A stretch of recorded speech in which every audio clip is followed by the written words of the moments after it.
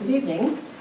We are privileged to have with us tonight from Troop 535, Jacob Whiter, Joe Reiter, and Justin Mama. And Jacob is going to lead us in the flag salute. Would everybody please stand?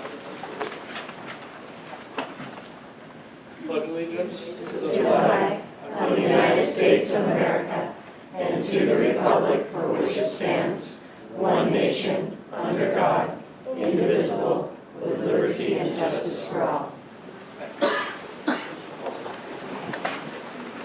Thank you, Jacob.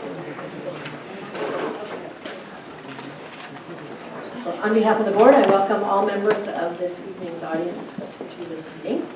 The meeting is a working session of the board to conduct the business of the district. The agenda for today's meeting has been published, and the agenda items to be discussed and or voted on have been studied by board members. I'll introduce the people here on the dais with me. To my far left is Recording Secretary Cindy Benson, Superintendent Larry Francois, board members Amy Cast, Sandy Hayes, Dawn McCravey, and Kimberly D'Angelo. I'm Janet Quinn, and I currently serve as president of the board. Agendas for this meeting, as well as minutes from our previous meeting, are available on the table at the back. If you are here to address the board on an agenda item or on something relevant, please sign in on the clipboard that's on the back table with the agendas, and you'll have an opportunity near the beginning of the meeting to your comments. First order of business is the superintendent's report. Good evening. Welcome back. I hope everyone had a restful and productive winter break. I want to begin tonight by sharing a letter that I received last week, our district received last week from Governor Inslee, along with a nice Gold Star Award plaque inscripted to the North Shore School District. And this was an honor that we received for exceeding the state average in 2013-14 for the percentage of students who were signed up for the College Bound Scholarship Program. So you may recall that this particular program is for low-income students. They sign up in the 8th grade. They commit to maintaining a C average and staying out of trouble with the law. And then upon graduation, they qualify for tuition and fee assistance at state 2- and 4-year institutions. So the statewide average for sign-up was 89%, and we were at 91% of eligible students. And it's a testament to the hard work of our counselors, our particular junior high counselors, who have to encourage and support eligible families to take the step to sign up. And that can be hard to do when students are in 8th grade and graduation can seem pretty remote. And so anyway, just really, I consider this their award for all their efforts. And I know Damon Schuneman works really closely with them and supports them. So I'll pass that down the line, and when I told Damon I'd give it to him so he could share it with counselors at their upcoming meeting. Dr. Carolyn O'Keefe reported to me today that she had the opportunity to meet with 6th grader students at Fernwood Elementary to update them on the status of North Creek High School. And Carolyn reports that students are increasingly excited by North Creek and have a wide range of questions about things like mascots and lunches and 2-story libraries, things like that. As we heard about in our study session prior to this meeting, construction progress on North Creek continues along at a rapid pace, and it's I drive by daily, and it's exciting to see the main academic buildings taking shape so quickly over the last month as they've been framing. On February 11th, Leanna Albrecht and I attended a regional conversation that was hosted by the Shoreline School District, and the purpose was to discuss interest amongst regional school districts to establish more coordinated crisis response plans, largely as an outcome of the tragedy of Marysville-Pilchuck High School, and perhaps some joint training and some formal support networks so that in the event of a crisis, there's more of a structure in place for districts to be supportive of one another. Edmond, Shoreline, and Everett school districts have agreed to take the lead on some follow-up steps to see if interested parties can begin to put some of those pieces together, and we definitely have interest in that. On February 12th, I attended the North Shore Schools Foundation board meeting with Director Cast. I updated the board on the draft boundary plan and the open houses, and received some very positive comments about the quality and the clarity of the communication around the draft boundary plan, even from some folks who their personal school communities are experiencing a fair amount of transition. Also updated the board on the discussions around the desire for a later high school start time and the adoption of Board Resolution 714. Later in the day on the 12th, I attended the State of the East Side Lunch, State of the East Side Luncheon hosted by Leadership East Side. Our featured speaker was former Attorney General Rob McKenna, as well as a panel of local business and nonprofit leaders who spoke to the promises and challenges of the greater East Side communities in the coming years. If you're not aware of Leadership Eastside, I wasn't until very recently. They're a nonprofit dedicated to growing business and civic leadership potential with those who are in sort of that second tier of leadership positions in their organizations who may be looking to take that next step up into higher levels of leadership. February 12th, that evening, attended the second Boundary Open House hosted at Bothell High School. I would estimate that there were probably about 50 to 75 attendees, so roughly the same number as at the Woodville High School Open House. Once again, I thought it was a great opportunity for folks to talk personally with district staff and members of the Enrollment Demographics Task Force. It is clear after a couple of meetings and the feedback we're receiving that there are a handful of particular hotspots within the district and within the plan that the EDTF will want to review very carefully. And we're continuing to encourage folks to submit their feedback, even if they believe that we're aware of those hotspots, just so that we continue to fully understand what their concerns may be. I'm looking forward to the last 3 open houses tomorrow at Skyview Junior High, Thursday at Inglemoor High School, and then Monday at Woodmore for Spanish-speaking families. All in all, I continue to believe that the rollout of the plan and the open houses are going much better than we could have anticipated. And to date, there have been 17,744 hits to the Boundary Finder website and 195 individual comments submitted. So I think we're getting good outreach with this particular plan. On February 19th, over break, I attended the Greater Woodville Chamber of Commerce Luncheon, where the guest speaker was Jeff Cowler from Legacy Capital. And Legacy is the developer for the Woodville Wine Project, and the plans for or Woodville Wine Village, I guess they're calling it. And the plans for the village will create a beautiful public gathering space with retail, hotels, winery, and public meeting spaces. And they anticipate that phase 1 of the 2-phase project will be online in 3 to 5 years. So moving forward. February 20th, last Friday, I participated as a member of an advisory board for the Cascadia Community College Foundation. Their foundation is sort of in a regrouping and reforming stage to redefine their mission and reconnect with their potential donor base. And I will just say that participating as a member of this advisory group made me more thankful and appreciative for the tremendous efforts and involvement of so many dedicated volunteers in our community who support the North Shore Schools Foundation. And finally, last night, I had the opportunity to attend the Kenmore City Council meeting at the request of the council with President Quinn, Ryan Fujiwara, Doug Wilson, and EDTF member Katrina Rose, and Leanna Albrecht was also there just to observe. The council had requested a briefing on our draft boundary plan so that they could understand the larger challenges and problems the district is attempting to solve, and how the changes proposed for the Kenmore schools fit into that mix. While the council and some residents in attendance are understandably concerned about the proposed changes that impact Kenmore schools, the council had many compliments for the complexity of the work and the depth of the analysis that's been conducted. And we encourage the council and residents in attendance to submit their input through the boundary process and assure them that it will be reviewed by the EDTF. All in all, I think it was a very positive, informative, and respectful meeting. It is very clear that the council considers their Kenmore schools a primary asset of their city and community, and that's a wonderful sentiment that they have. And I know we'll work as best we can to address their needs as long as they can fit into the overall plan that we're going to need to address our system-wide needs. But I thought it was a great meeting, and I know we had private conversation or in the hall conversation with some of the citizens who were in attendance for about 20 minutes after, and I thought that was just a really, really positive connection with them as well. But President couldn't speak to it in her comments later in the meeting. Thank you, Larry. So the North Shore School District Board of Directors has set aside a period of up to 60 minutes to receive updates and comments from association leaders and citizens from our community.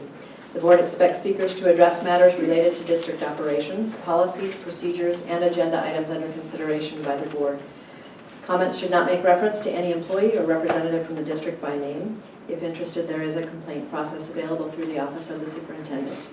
Please note that because of the public governance process, the board may ask clarifying questions regarding topics not on the meeting's agenda, but will likely defer discussion to a future meeting if warranted in order for staff to prepare any necessary background information for board members to review and for the discussion item to be included on a published agenda for the benefit of any other parties who might be interested in the topic.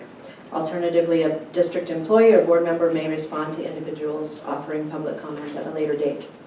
When addressing the board, please state your name clearly for our records. Please limit your comments to 3 minutes. There is a timer that will sound when your time has expired, and we'll start with association leaders, although I don't see any present. So we will move right to citizen comments, and we'll start with Kelly Griffin.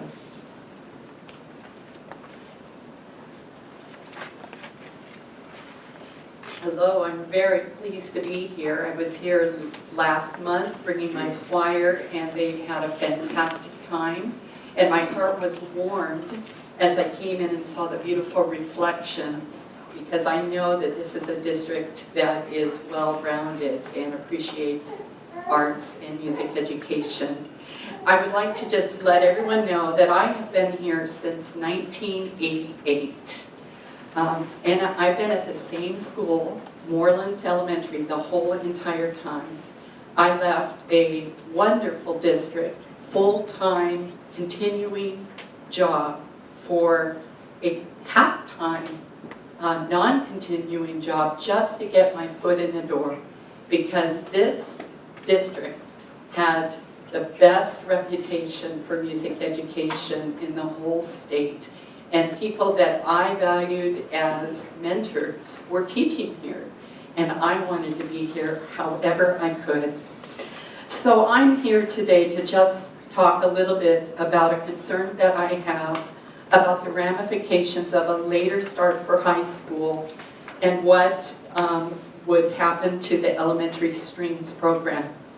And basically, I just want to know from the school board a question. How will you ensure that all students in North Shore will have the opportunity to take up strings or band as an elementary student? And have you figured that out yet? And if you have not, I would urge you not to go any further. In my 26 years of teaching, I'm kind of known as the scheduling goddess. And one of the things that I do is I take and go all the way down the path until there is something that doesn't work. And then I throw it out again and I try a new way and I just keep trying. So this is a path that you must ensure for these students. I want to talk briefly about the importance of music to my students. They're highly capable. Those that are in the blended contained learning center, as it used to be called, and our regular students. I have 3 students that I would like to mention. One is G, who was emotionally fragile, who was suspended from a school for bringing bullets. He was a 6th grader. He would come to my classroom and sit at the piano and improvise. And he had an ear. And he would call his music a sad day, and it had form, and it was beautiful. One day I taped him, and I gave that to his teacher, and who sent it to his parents. They went to a pawn shop and bought him a piano. I went to Goodwill and got him a piano book and worked with him. Hannah, the E person, is fantastic.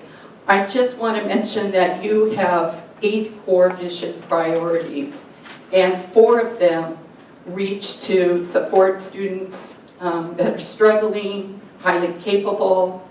I see that you have strategic plan parts, and I must go. So I leave you with an ethic when I was president of a national music organization called the Sustainability Ethic, and I hope that you all read it and think of the generations to come.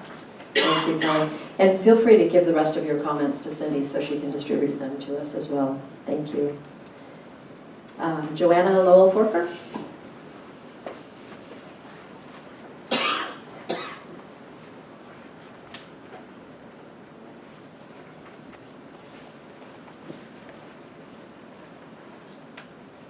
Hi, I'm Joanna Wolf-Worker. I'm here to talk about the impact of EFT's boundary change proposal on south of Beardsley.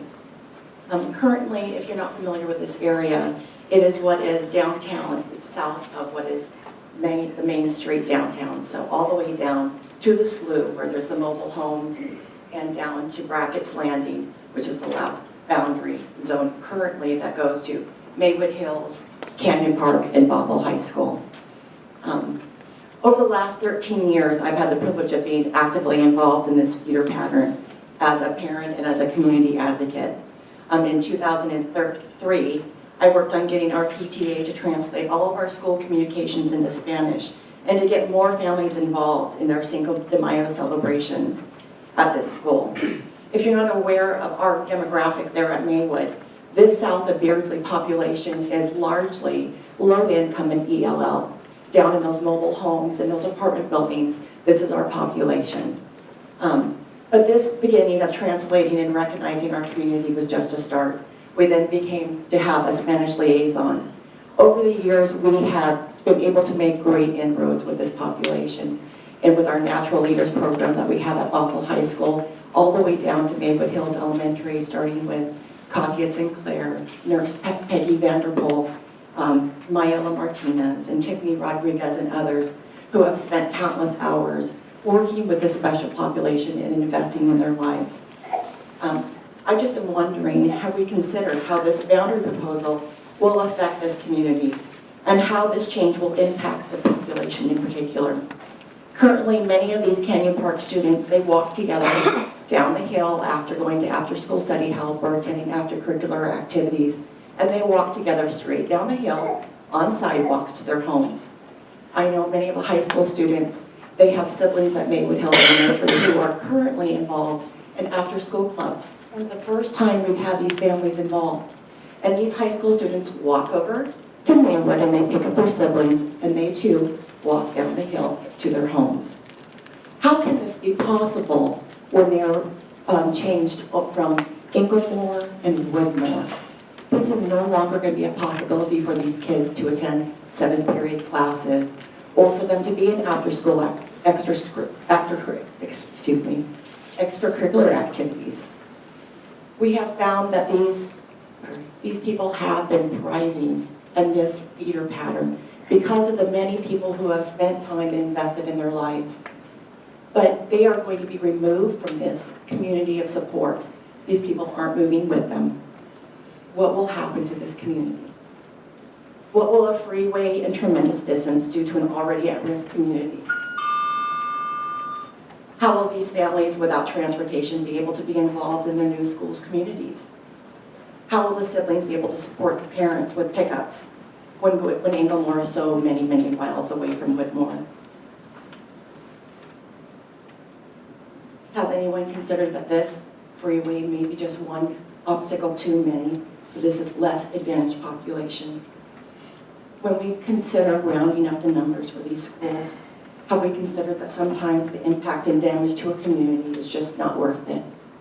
I ask you to reconsider this proposal and to consider the negative impact on this special population. Thank you. Joanna, if you haven't already given your comments to the Enrollment Demographics Task Force on one of their forms, please do so. Thank you very much. Dana Whitehurst.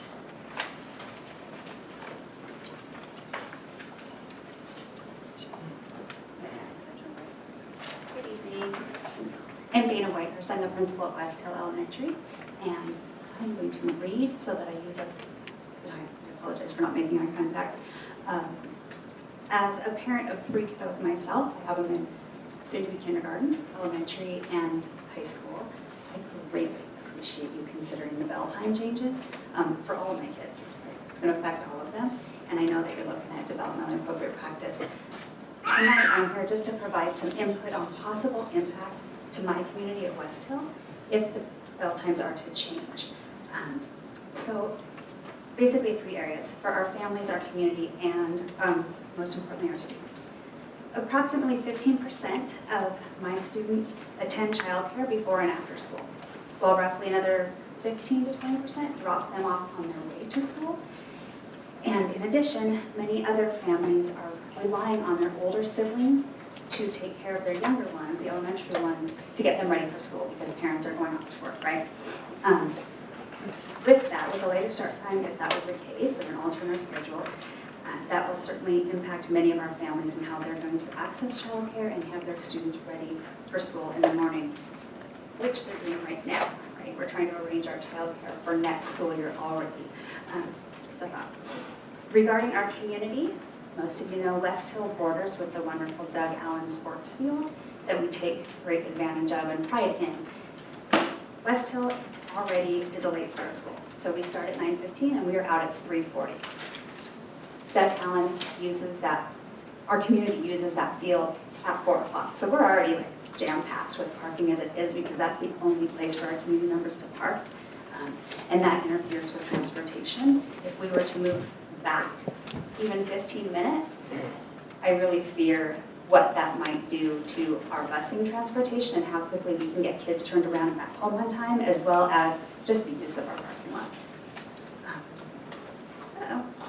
And lastly, we have a concern about our students, right? As I mentioned, our students, many of our students are in childcare at 6 a.m., 6:30 a.m. We're already not tapping into their optimal learning time for another 3 hours after they've been up. In the event that our dismissal time gets pushed back even further, we're asking our kiddos to attend and engage in instruction 10 hours after they woke up. I realize that's not every student, but it is a concern of mine when I look at my 5, 6, and 7-year-olds and think, you can just push it a little bit longer, right?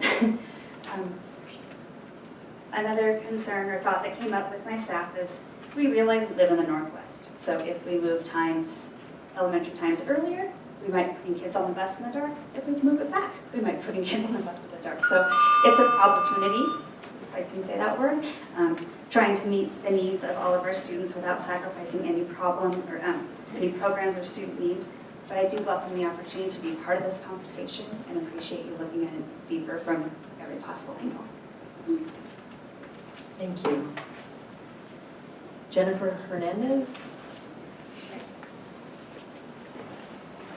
See the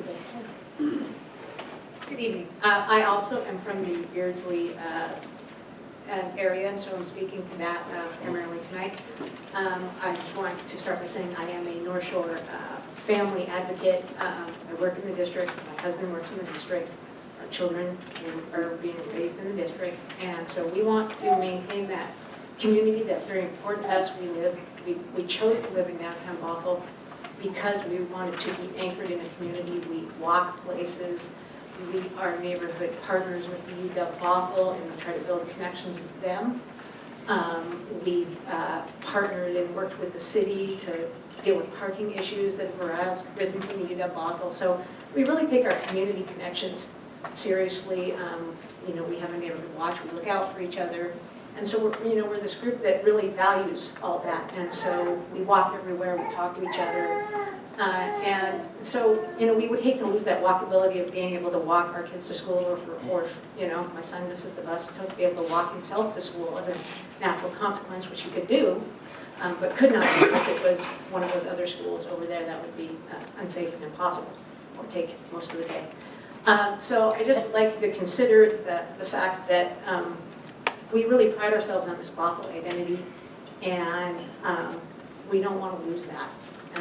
And also, like echo the concerns before about that, there are some families that don't have cars or only have one car that gets driven to work, and we want to support those families.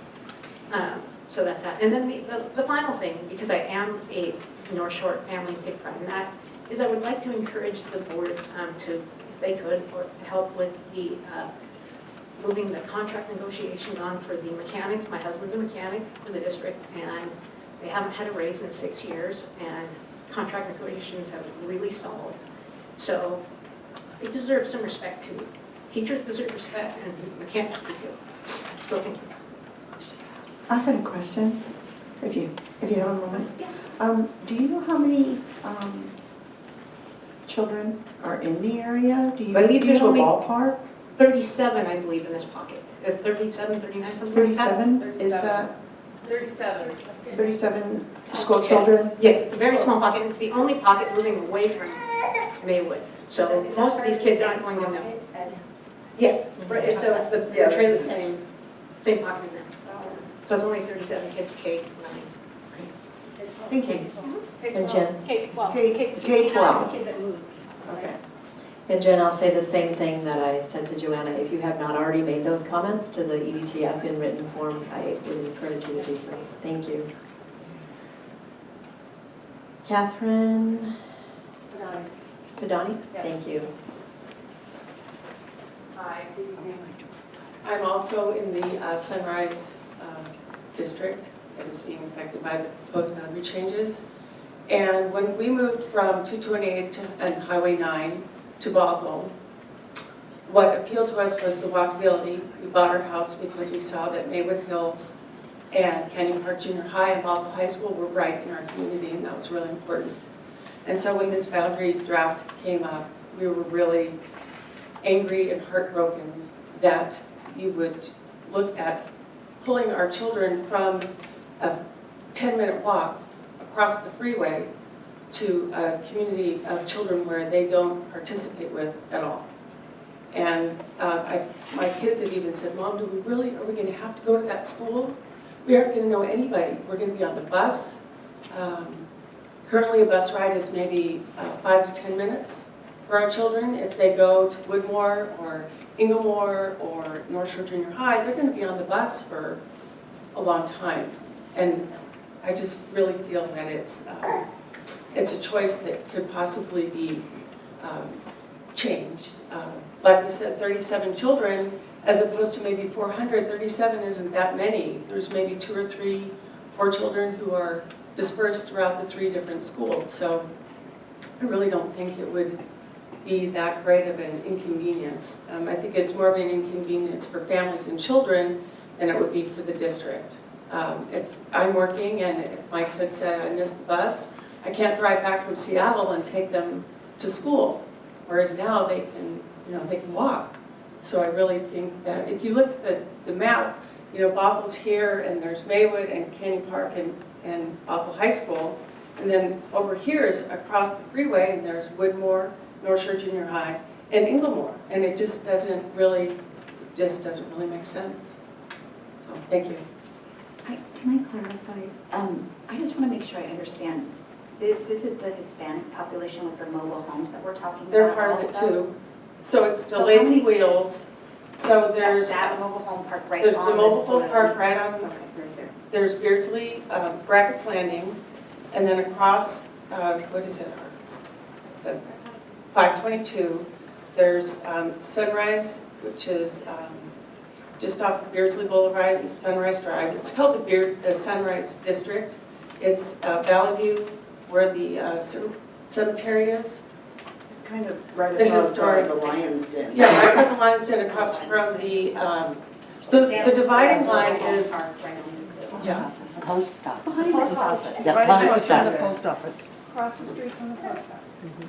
So I understand the demographics. When you use the word sunrise, that was confusing. Sunrise Not for Drive. homes Sunrise on Drive. Maywood, they consider it the Sunrise District, Sunrise Drive. So Yeah. it's Circle Drive, Valley View, Sunrise Drive, Valley View, Circle Drive, and then down below it's Brackett's Landing and the trailer park. So that whole little pocket, they want to ship us across the freeway to where they're not going to know anyone. Whereas now they're with their community of kids who they play with, which is so important, especially kids who are going to start high school. 9th graders, there's going to be I think in our neighborhood, there are 3 kids who are going to be going to Inglemore High School by themselves. Whereas those 3 kids could be going to Bothell High School with the kids they've gone to school with since elementary school. So this is not only across the highway, it's also across the slough that you're Yeah. talking about. And No. and have you been to? No, not across the slough. Okay. The slough already Up to goes Chisholm, I think. up to the slough. So have you been to an education demographics task force? We all have, and we've all gone to Okay. the meetings, and we've all submitted many responses.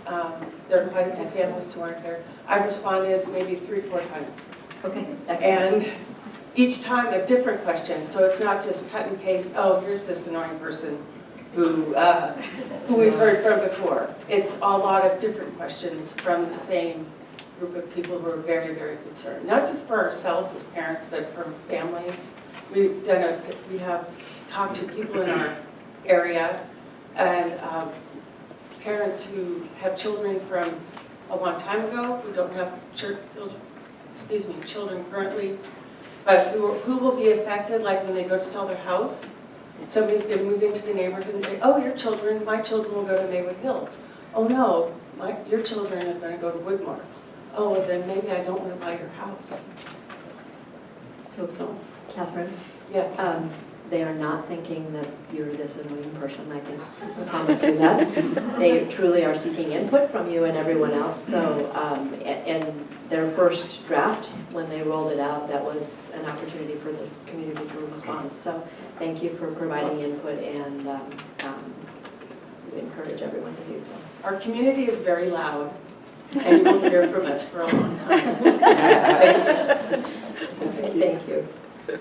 Brian Daves? Jones? Probably my handwriting. I'm sorry, what is it? Jones. I'm so sorry.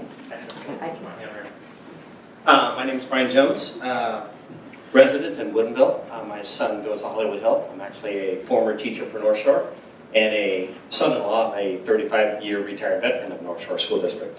So like many others and voices here, I'm excited for what you're looking at doing, but I see shortcomings in your goal, that you have a goal, but for everything I've read and what I heard from the principal and some parents who have had the courage to come up here, like Aerospace, who I work for, if you don't have a clear plan and a strategy with all your facts and data, your goal, although such as outsourcing things to drive down cost and efficiencies, is going to blow up. And then you're going to have a backlash.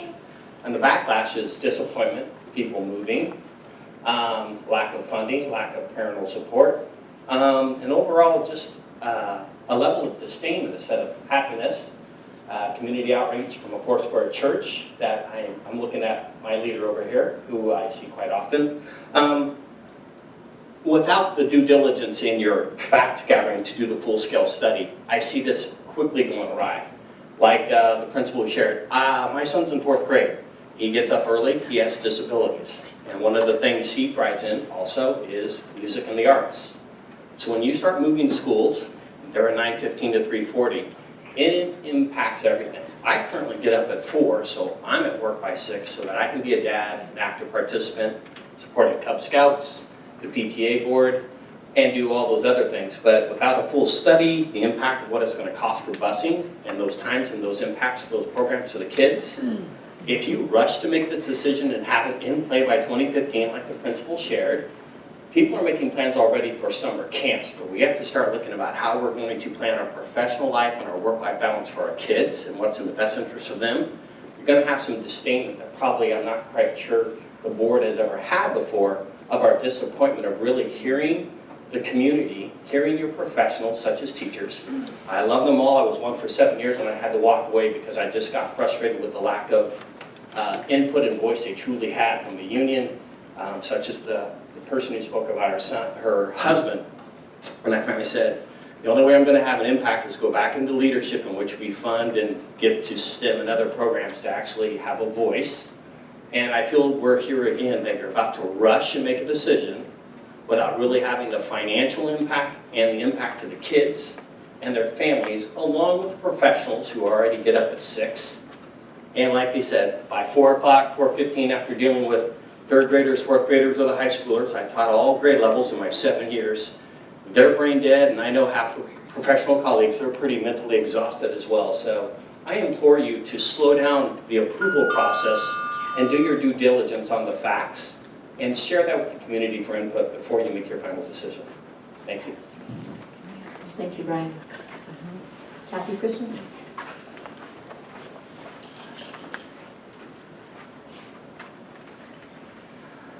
So thank you for this opportunity for me to share my feelings about the high school later start time in North Shore.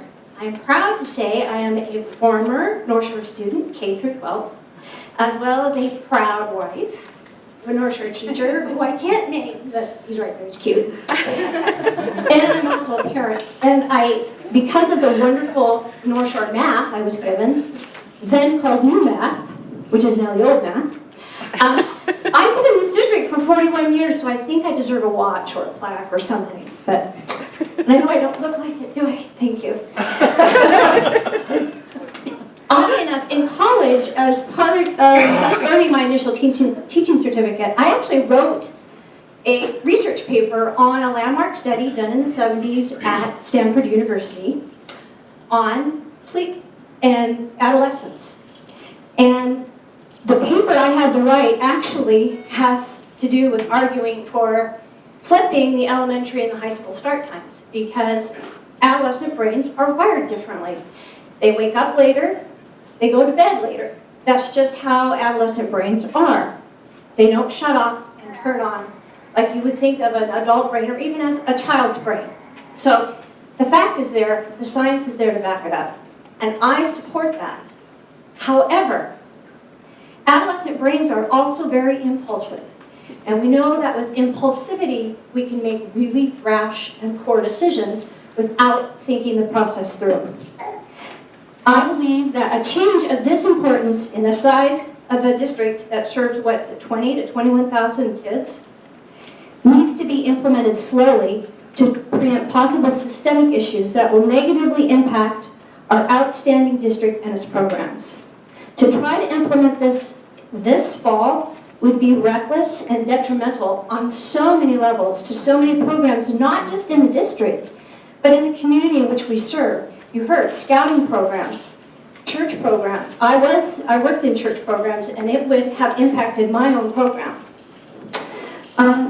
So as other districts have, I believe we need to take a step back, take the time to really research this and make sure that we're making the best decisions for all students and programs involved. It seems much more prudent and cost-effective to coincide this change with the 217 reconfiguration. We are already asking our families for changes within our district, so why not make it an all-in-one? I would like to applaud North Shore for the way it has handled the reconfiguration models, taking its time to do so correctly, looking at what needed to be done to make the least amount of negative and financial impact on our community and the families. It only seems logical to couple both a time change and reconfiguration at the same time. So, anything worth doing is worth doing well and in due time. So please consider taking a deep breath, not acting impulsively, and giving it the time it deserves. Thank you. I'd just like to say anecdotally, I've been here 41, 42 years, so I'm surprised we didn't run across each other before. K through 12. Thank you, Kathy. Tammy Urquhart? I'm so sorry, destroying your name. She had to leave. Okay. Nancy Chandler Brown.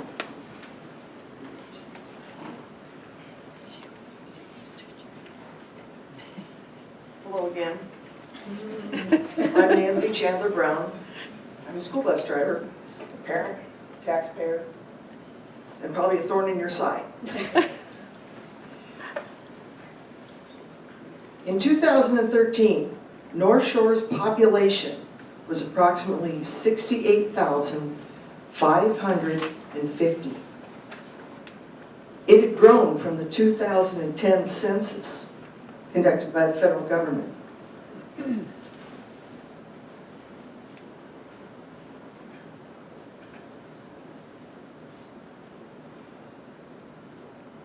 Bothell had grown 6.1%, Woodinville 3.5%, and Kenmore at 5.6% in just a 3-year period. Now, if you take away those students that are, or people that are, because of babies and toddlers, that are under 18 years of age, I took an average.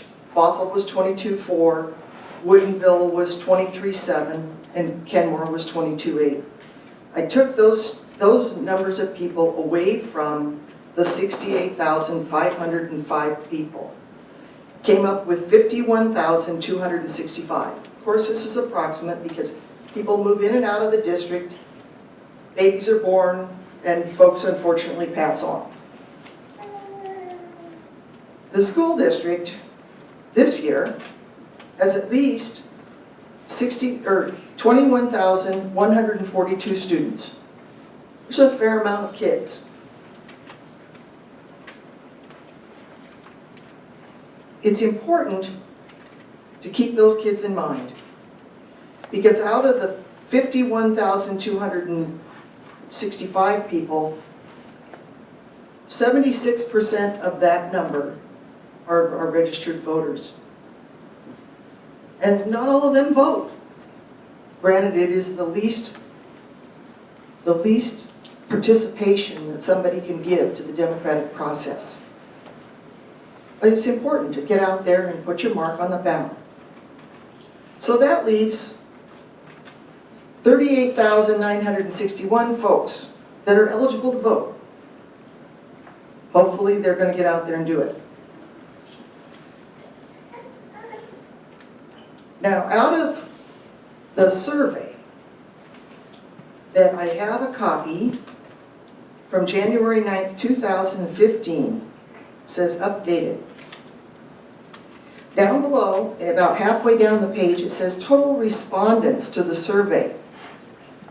It talks about telephone conversations with 385 folks, English speakers, almost 4,000, Spanish speakers, 48 people. 48 people out of the whole group. And staff just shy of 800, which is 5,340 people that were surveyed that answered. Now whether they answered one way or another, I don't know. But I do know that I've looked at the statistics that this, what's it called, Nelson company,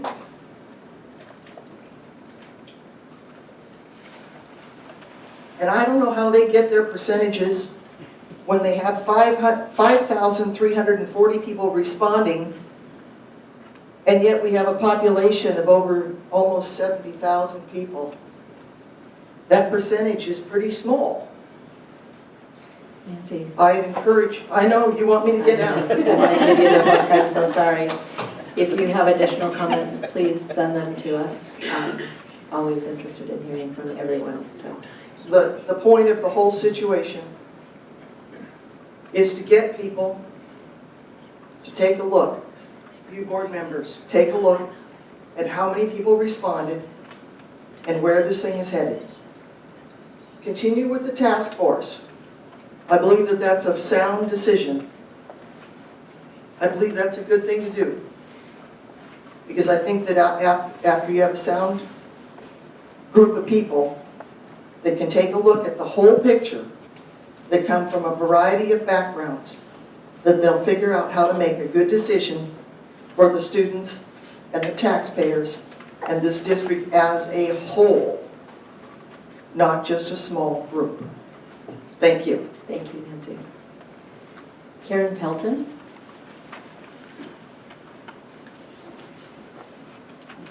I live in the neighborhood the schools are being reassigned.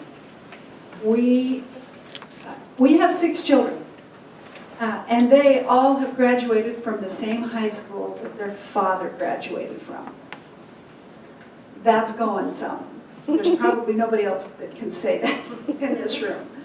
We moved here from Seattle schools in 1986 because our children were going to be forced to be bused.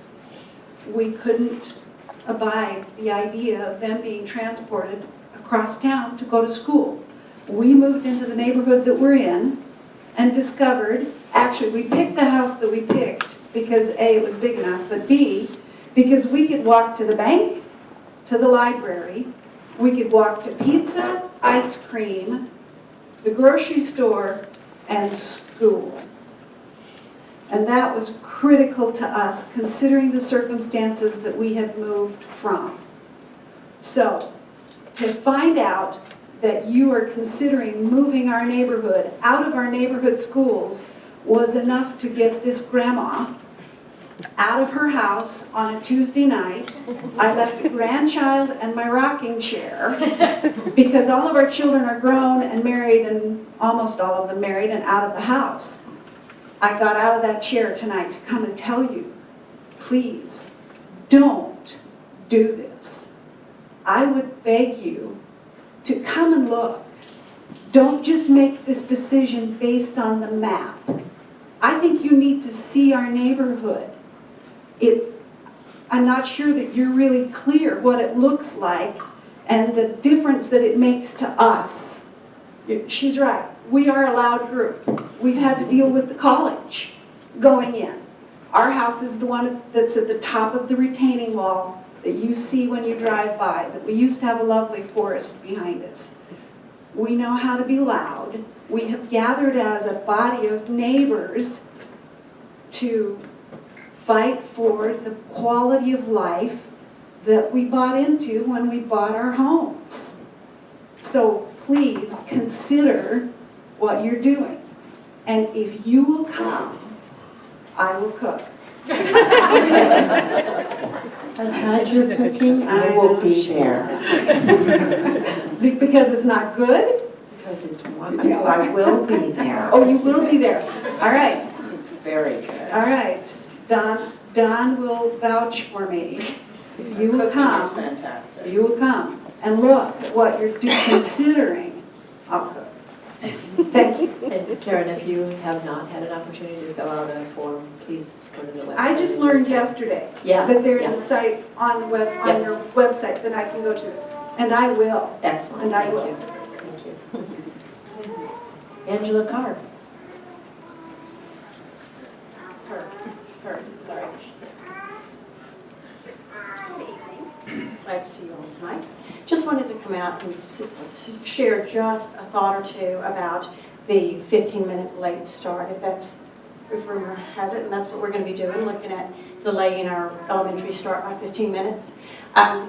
Being of the good fortune to have students that are able to access my school quite easily through 405 is such a delight most of the times of the day. However, at the end of the day, it's not quite the same. So I have students, that travel up to an hour or sometimes a few minutes more than that. That if we get out later, I'm afraid for the travel time for some of those students. So I'm thinking mostly of the students in our FSA program. And if there's an adjustment to time, and y'all do that this next fall, I think that the Woodmore families of the special needs students will be quite impacted. I'm figuring, just based on the traffic patterns outside of our school and having watched that for the last 8 years while I've been there, as you add any small amount of time to the end of the school day for us, even if we have an after-school function that lasts for 10 or 15 minutes or a track practice or anything like that, it takes so much longer to get out of our school area because they're getting onto 405. So some of our students in our FSA program that travel an hour's distance, I'm anticipating that 15 minutes would actually add probably about 30 minutes to their day. So I'd have some students getting home at about 5:30. So just wanted y'all to put that in the mix. I think it's a real unusual situation with the school and the children that we serve coming from all over our district and the long rides that they have. So anyway, I'm happy to answer any questions. 9:15 start time. Are you the late one? We're the latest start time. Right. So we would get out at 3:55, and all of you know there's right there, that 405 exchange, and we're that one exit away from 522. That gets really, really backed up in the afternoons already. So you know, just as you're getting into that end of the day kind of traffic, what that will do to our school. Thanks. Thank you, Angela. So that does conclude the citizen comments. And I just wanted to reiterate that we appreciate all of your comments. because this format isn't really conducive to two-way dialogue, it can sometimes feel really awkward. But please be assured that the board listens carefully to all comments, and we appreciate your comments and your participation in the governance process. So thank you very much. And don't feel badly if you choose to leave at this time. Okay, next item on the agenda is the consent agenda. Is there a motion to approve? So moved. Second. Any questions or discussion? I did on the minutes from a debrief of a 2 p.m. study session on start time parameters and associated ramifications. It says the following summation of each board member's point of view was provided by Director Quinn, and under my list, the third bullet point states that an interim plan of start time at 7:40 a.m. would be acceptable with a target of a high school start time by 2017, no earlier than 8 a.m. I believe I corrected that when you stated that I wanted to see an 8:30 start time. Was that not in the recording, perhaps? Did you let Cindy know that you wanted that correction? No, I just got in at midnight last night. Okay. So no, I would like that corrected, however, either struck from the minutes, which would be simple. You can just strike it from the minutes and I'd be fine with that. Cindy, do you know which line she's asking about? Okay. Okay.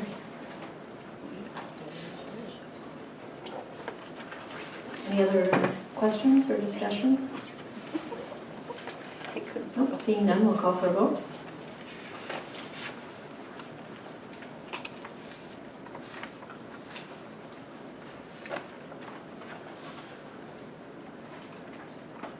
That passes unanimously. The next item on the agenda is an action item of Board Policy 4220, Title I Parent Involvement. Is there a motion to approve? So moved. Second. Any discussion on this item?